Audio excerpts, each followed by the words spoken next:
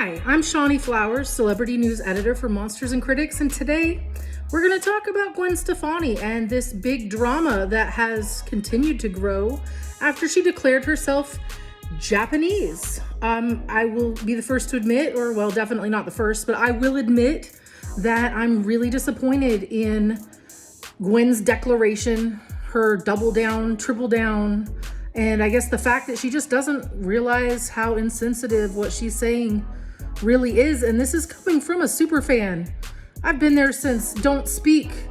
I used to belt it out in the car on the way to the pet store when I was a senior in high school. It was like a theme song. I'm Just a Girl. Oh man, never have I ever related to a song more than that one. I know every single word to every single song on Tragic Kingdom. I followed No Doubt religiously. I mean, I even followed Gwen after No Doubt broke up because she was No Doubt, even though the No Doubt albums were 1,000 times better than anything that Gwen put out on her own. But I took it because I loved it and I wanted it.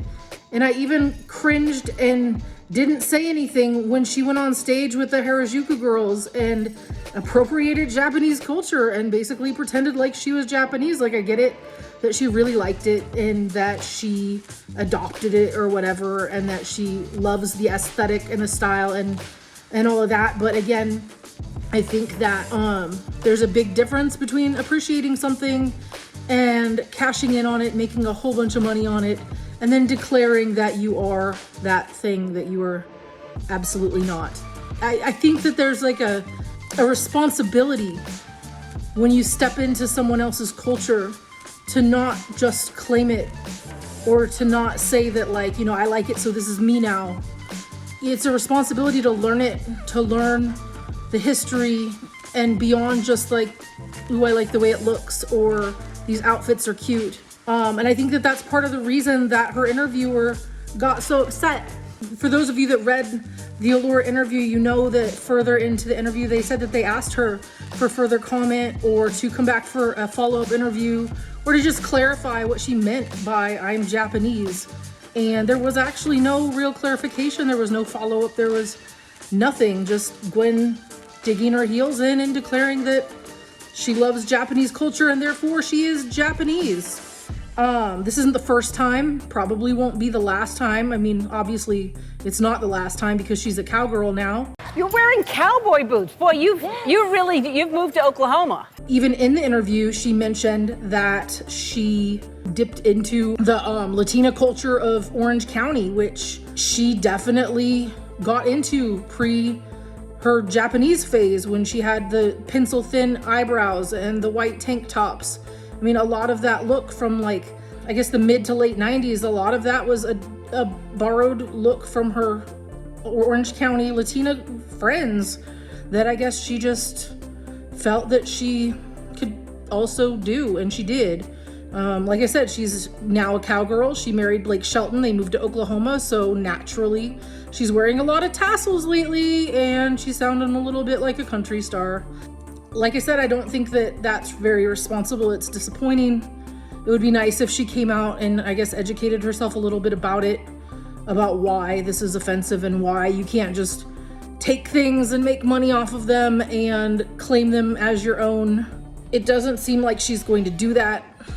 Basically, she's been silent ever since that Allure interview. She's been selling her makeup, which, I mean, if I was gonna really pick some bones, I'm gonna pick some bones about that too. I was really excited about the Give makeup launch, and it turned out that when I was getting ready to buy it, I decided not to. Why did I decide not to? Because of Gwen Stefani. Because she went on a late night show to talk about her makeup, and she was asked in the interview what was in it, and she quite literally said, "It's not my job to know what's in it." What's lipstick made out of? Oh my gosh, well, that's not my job. Oh, That's really? like, And I was like, well, I don't want to buy makeup from somebody that doesn't know what's in it. And I guess the reason that I bring this up is because it's a lot like her declaration that she's Japanese. She doesn't know what's in it. She just knows that it looks good, just like that lipstick. And there's a lot more to it than that.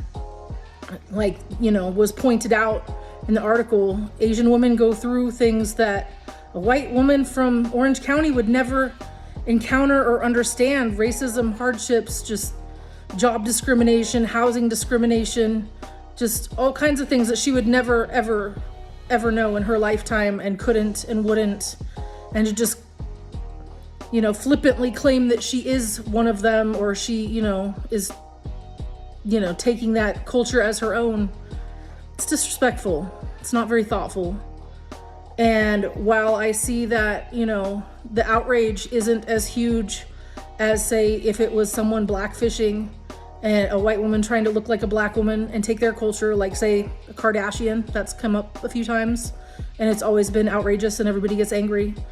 And while I see that the anger isn't as pointed when it comes to Gwen Stefani, it's still worth mentioning that what she did just wasn't very thoughtful, and that maybe she should really reflect on why that's not cool and why what she said has offended some people. And maybe she should make a statement and make it clear that she's not really Japanese and, I don't know, apologize.